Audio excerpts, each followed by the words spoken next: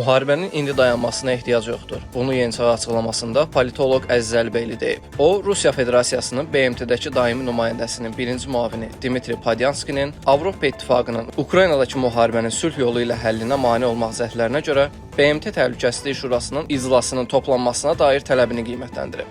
Avropa İttifaqı bütövlükdə bu prosesdə bir dörtlü ittifaq formalaşdırdı. Artıq Polşa, Almaniya, Britaniya, Fransa və müharibəni Amerikadan alıb özlərinin davam etdirilməsinə yönəlik bir baxış sərgiləyirlər. Və indi onlarda elə bir düşüncə var ki, Rusiya onsuz da bu savaşa cəlb olunub, dayandırılması və məğlub edilməsi prinsipcə mümkündür. Bu baxımdan da müharibənin dayanmasına ehtiyac yoxdur.